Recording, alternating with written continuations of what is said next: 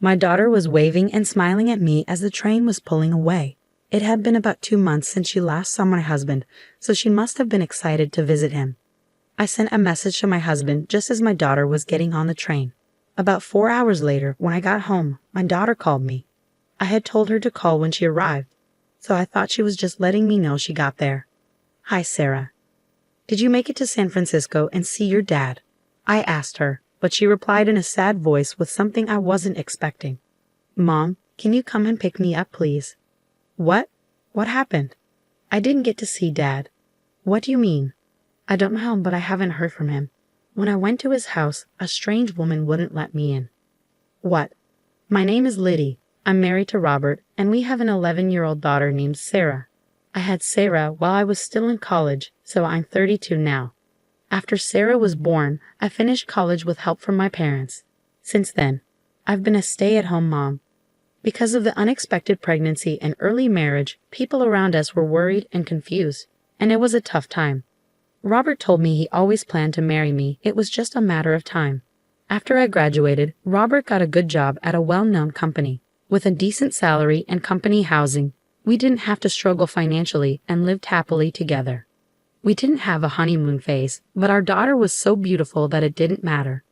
My husband loved her dearly and always took care of her on weekends, which gave me a chance to relax and hang out with my friends. I didn't have to worry about getting dressed up or anything like that. I was happy with our life. As time went by quickly, our daughter started elementary school. By then, my husband had been working at the same company for about 7 years and had moved up in his job. He had more responsibilities and came home later and later, but we still went on family road trips on weekends and made lots of great memories. We enjoyed many happy days together and thought this happiness would last for a long time. One day, while everything was going well, my husband's company decided to transfer him to a new location. Despite our concerns about him moving, especially since our daughter is now 11, his job was too important to ignore. He had previously refused to move because our daughter was younger, but that was no longer a valid reason. This new job was crucial for his career. His company is large, so they have many people who could take his place. But this move was necessary for him to advance further in his career.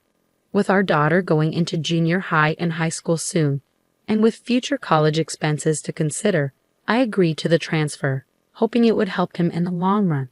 I was told the assignment would last about 6 months, which seemed manageable. Our daughter was worried about being apart from her dad, as she loves him very much. My husband promised her he would call every day, do his best to keep her from feeling lonely, and even meet up with her on weekends. I know he cares deeply about his family, and even if he's living away from us, he will still make time for our daughter. She said, "Okay, I'll be sad that I won't see Daddy as much as I'd like, but I'll manage."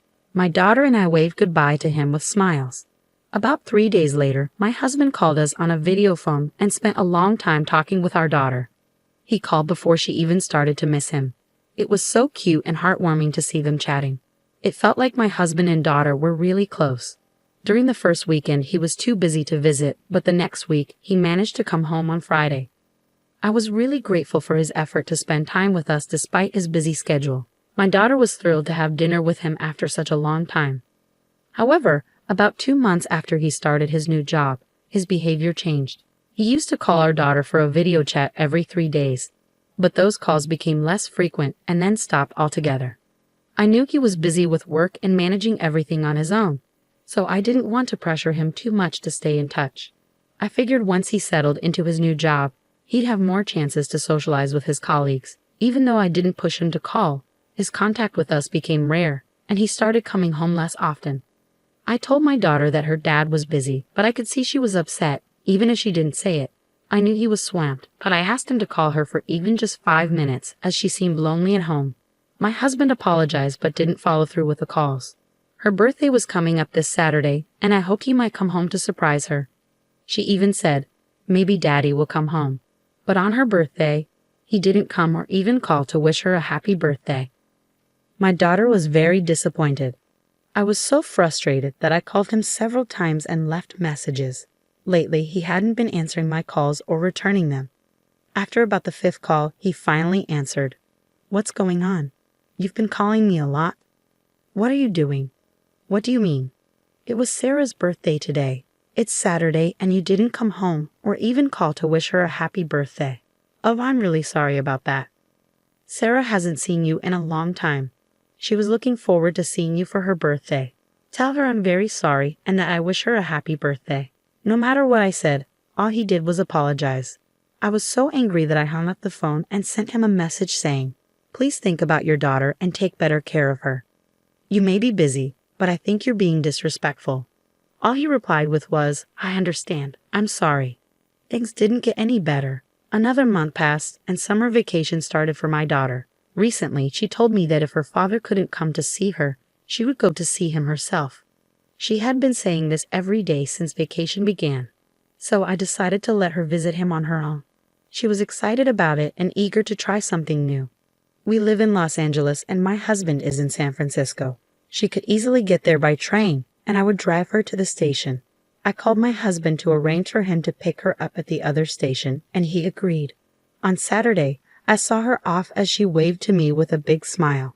It had been 2 months since she last saw her dad, so she must have been really looking forward to this visit. I sent a message to my husband just as my daughter got on the train. About 4 hours later, after I had gotten home, my daughter called me. It was around noon, and since she had left early in the morning, I figured she must have already met up with my husband and had lunch before calling. "Hi, Sarah. Did you get to San Francisco and see your dad?" But she said something unexpected and unhappy. "Mom, please come and pick me up right now." "What? What's wrong?" "I didn't see Daddy." "What do you mean?" "I don't know, but I haven't heard from him. When I got to his house, a strange woman turned me away." "What? What did she just say?" "I needed to pick up my daughter as soon as possible." "Where are you?" "I'm back at the San Francisco station. I'm hanging out in a fast food restaurant for now." I quickly got in the car and drove to the station. There, I bought a ticket and took the next train to San Francisco. When I finally arrived, my daughter was looking at me with tears in her eyes. We went to a nearby cafe. She was feeling down, so I ordered some famous local pancakes. When the pancakes arrived, her face brightened a bit. She seemed to enjoy them and looked a little more relaxed. I then asked her what had happened. According to her story, she couldn't reach my husband at all when she arrived at the San Francisco station. She waited for about 30 minutes, but he never showed up. So she decided to go to his house by herself. I had given her his address just in case something went wrong. Since she's really good with her smartphone, she easily found her way there using a map. When she arrived and rang the doorbell, a woman's voice answered, asking, "Who are you?" My daughter, surprised, said, "I'm here to see my dad." The woman told her to go home and not to bother seeing Daddy because she was in the way. The woman then hung up without even opening the door. So my daughter returned to the San Francisco station. I was so furious that I couldn't hold it in any longer. "If she told you not to see your dad, then we won't," I said. I took my daughter home and immediately started making plans to move out. When I told my parents what happened, they were very angry and offered to help in any way they could. For now, they let us stay with them until I could find a job. My husband called and said, "I didn't see Sarah at the station. Did something happen?" I guess the woman involved in his affair didn't tell him she had turned away his daughter. Since I hadn't received any calls from my husband on Sarah's phone when I went to pick her up, I doubted he even went to the station.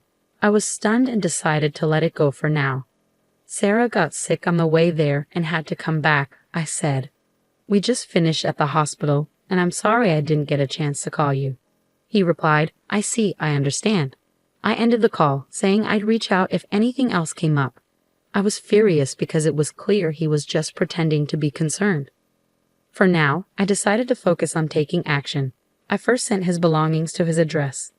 Then, I received the results from the detective agency I had hired. I sent proof of the affair along with a certified letter to my husband's workplace. A few days later, everything should have arrived. My husband called me, sounding frantic. "Oh hey, what's going on?" "What? I just wanted to let you know what you've been up to." "Are you kidding me? We're in the middle of a huge mess here." "Of course it is. That's exactly what I was trying to show. And I can't believe you're sending my stuff here. I don't need your things, and I don't even pay rent anymore." "What?" Sarah and I moved out of that apartment. Oh, you moved out of the rental? When did you leave? About a month ago. What? So no one has been living there for a month, and we still had to pay the rent. Well, that's true, but it's under your name, so it's not my concern. No, you're going to be 2 months behind on rent and might get evicted. Is that why I've been getting calls from an unknown number? We'll be in trouble if we lose that apartment.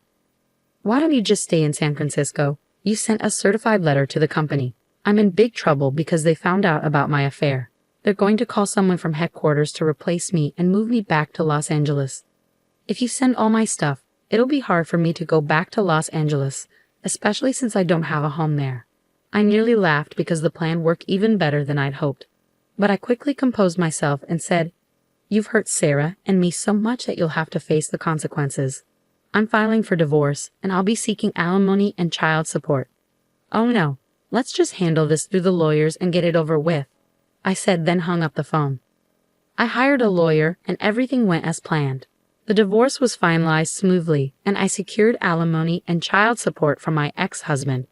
His return from the transfer because of the affair became a source of ridicule at his company. Female employees gave him harsh looks. He can no longer expect any promotions but can't quit because he needs to pay alimony and child support. He must be feeling deeply ashamed. My daughter, disillusioned with her father, refused to see him even when he apologized and wanted to visit. He really deserves it. I found a job, and my daughter and I are now happily living together in a new apartment. I'm focused on supporting her and watching her grow up.